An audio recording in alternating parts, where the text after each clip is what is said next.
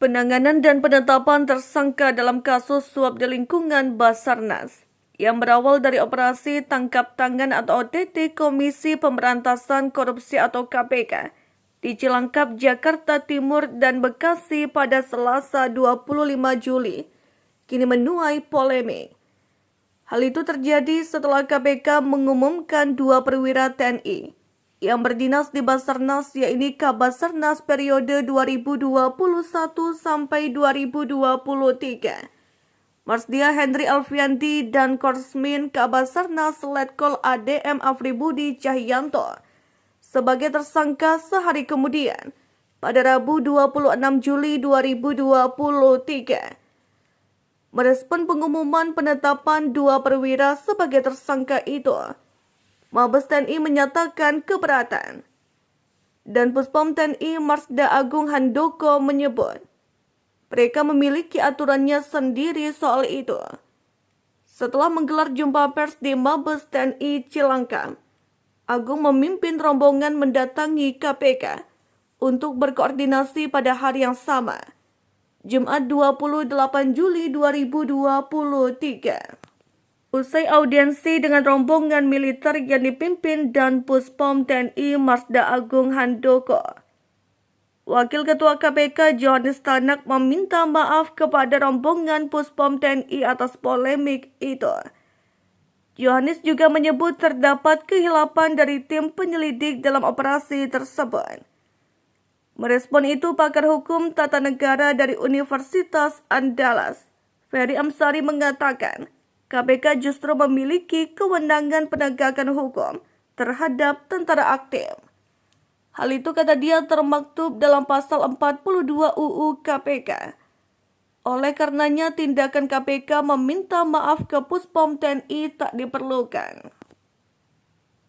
Berdasarkan pasal 42 Undang-Undang KPK, KPK itu berwenang untuk mengordinasikan dan mengendalikan proses penyelidikan, penyidikan dan penuntutan perkara korupsi yang berkaitan dengan orang-orang yang berada di 2 ranah, peradilan umum dan peradilan militer, kata Ferry.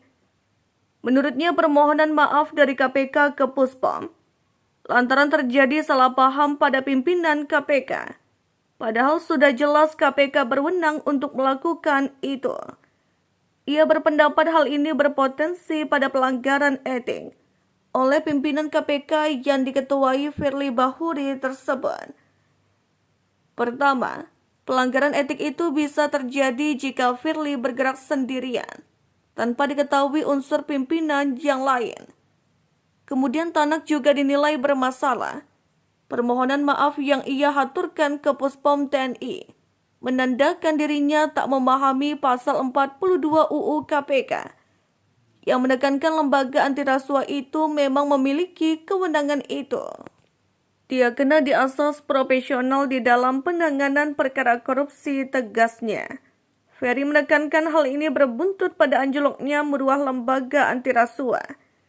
Ia menyayangkan pimpinan KPK yang tidak memahami ketentuan yang diatur dalam UU 30/2002, Junto 19/2019 tentang KPK.